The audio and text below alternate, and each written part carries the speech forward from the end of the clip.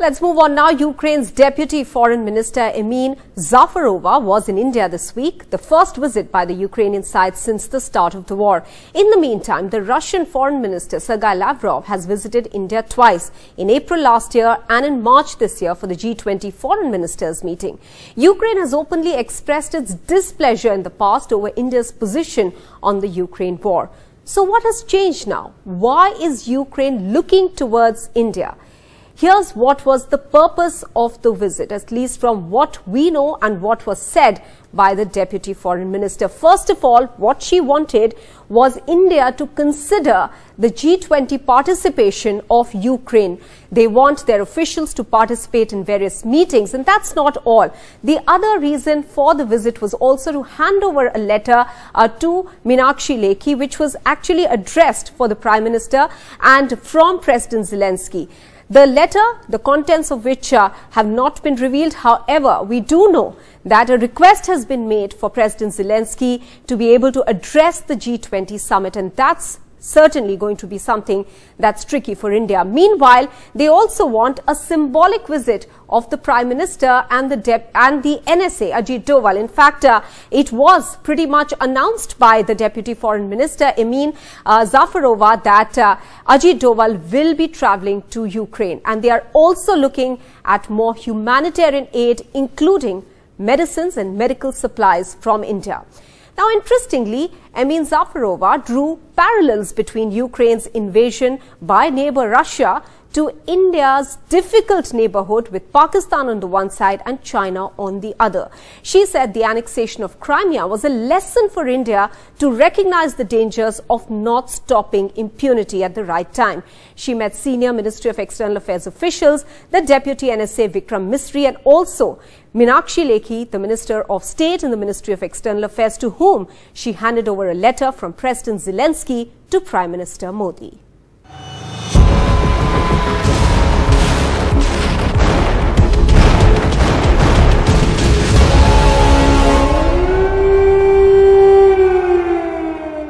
"14 months since the start of the war, Ukraine sends its first emissary to India."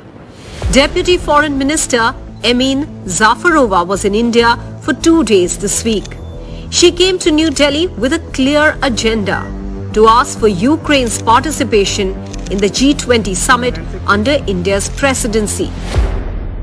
We believe that discussion about economy and the future economy and economic situation in the world is not possible without frank discussion about the repercussions of the war of Russia against Ukraine. I believe that my president would be also happy to speak up on behalf of Ukrainian people and to also explain what is the impact of the war to the world economy as well as to the Ukrainian economy. In my country, in Ukraine.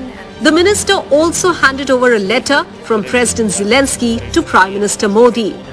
The move by Ukraine puts India in a tricky situation, as Russia has already made its stand clear on the inclusion of Ukraine war in the G20 agenda. Nobody was giving a damn about anything except finances and macroeconomic policies, which G20 was formed for. These days, when it is not something which the West is doing, believing this, that it's right, when Russia has, after many years of warnings, started to defend itself, there is nothing except Ukraine which is of interest for G20. Russia and China had objected to the joint communique at the G20 finance ministers meeting in February and then the foreign ministers meeting in March to include 2 paragraphs related to Ukraine. The same ones, ironically, that were included in the Bali Declaration and to which none had any objection. As per Russia, much has changed between November last year and this year for them to accept the same communique language. While India's relations with Russia are well known now, Ukraine urged for starting a new chapter in the ties with Kiev too. The foreign minister also drew parallels between the Russian aggression against a neighbor to India's difficult neighborhood of Pakistan and China. She said the war in Ukraine had lessons for India too.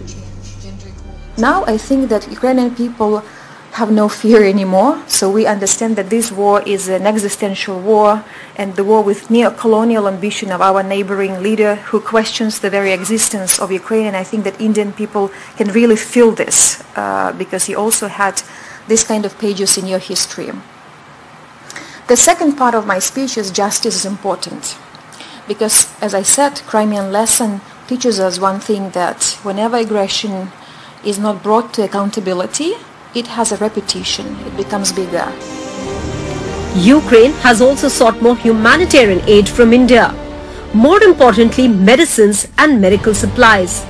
As a welcome gesture on its part, it has also formally communicated that the Indian medical students who had to flee Ukraine due to the war can take the Unified State Qualification exam from India itself.